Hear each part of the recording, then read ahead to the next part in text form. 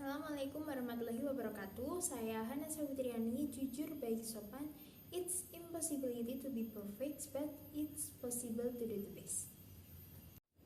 Dan pada kesempatan kali ini saya akan membahas mengenai isi dari buku Masalah Darah Wanita. Bukunya seperti ini.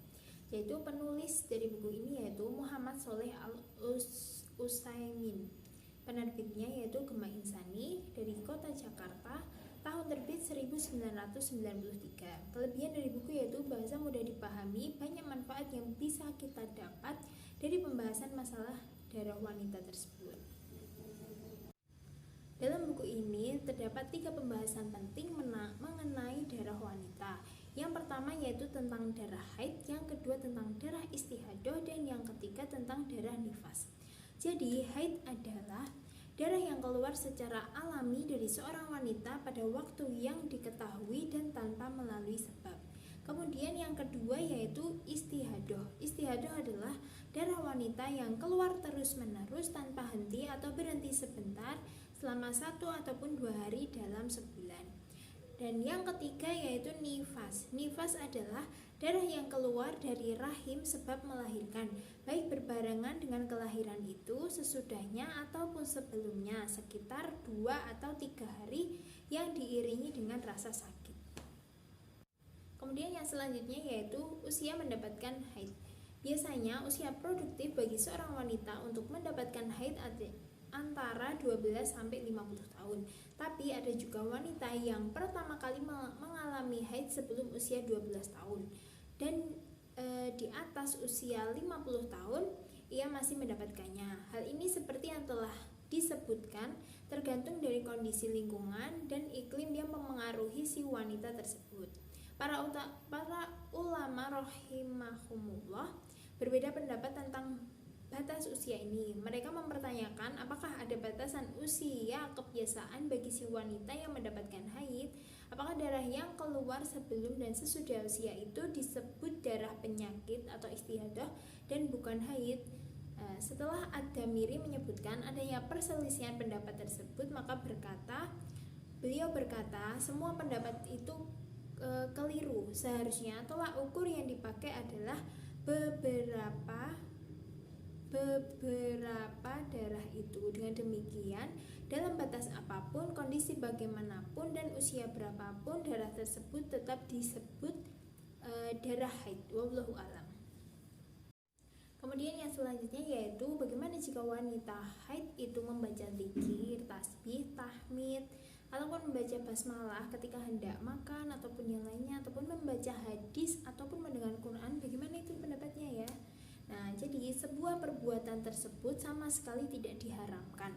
Dalam Sahih Bukhari dan Sahih Muslim serta kitab-kitab hadis lainnya disebutkan bahwa suatu ketika Nabi Shallallahu Alaihi Wasallam bersandar di kamar Aisyah yang ketika itu sedang haid, lalu beliau membaca Al-Quran. Jadi pendapat tersebut tidak diharamkan dan boleh-boleh saja dilakukan.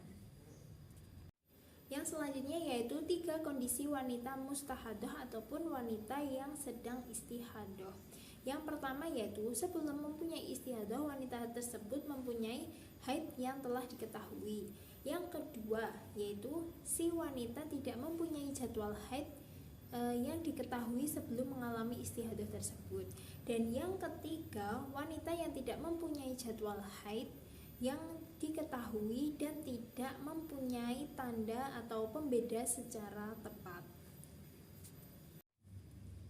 Orang yang mengalami istihadah tetap menjalankan sholat, namun waktu berwudunya agak berbeda dengan wanita yang suci.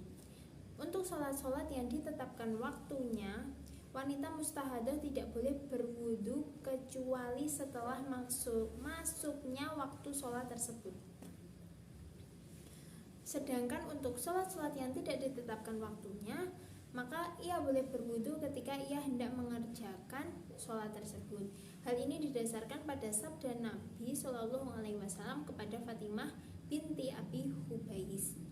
Lalu berwudulah kamu setiap kali hendak sholat. Dari hadis riwayat Bukhari dalam bab membersihkan darah. Jadi sebelum berwudu, ia harus membersihkan sisa-sisa darah dan meletakkan kain penyumbat seperti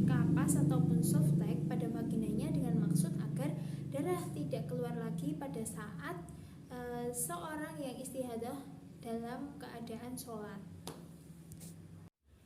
Kemudian yang selanjutnya yaitu mengenai nifas.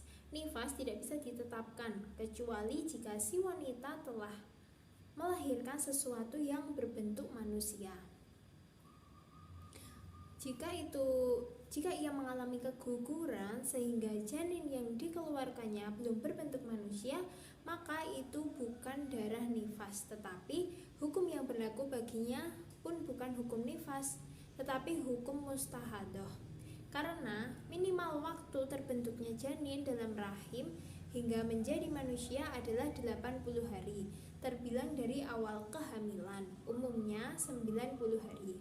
Menurut Ibnu Taimiyah, jika orang wanita hamil mengeluarkan darah dengan diiringi rasa sakit sebelum waktu minimal itu, ia tidak perlu mengambil pusing, sebab itu bukan nifas. Namun jika darah tersebut keluar sesudah waktu minimal, maka hendaklah ia berhenti sholat dan puasanya.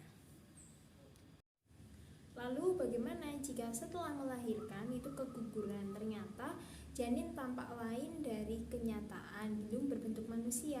Nah, maka menurut Ibnu Taimiyah hendaklah ia sholat kembali. Adapun jika janin tidak berbeda dengan kenyataannya, maka hukum yang berlaku adalah yang kelihatan itu, dan baginya wajib meninggalkan sholat. Sekian pembahasan mengenai buku Masalah Darah Wanita. Mohon maaf apabila ada kesalahan. Sekian dari saya, terima kasih. Wassalamualaikum warahmatullahi wabarakatuh.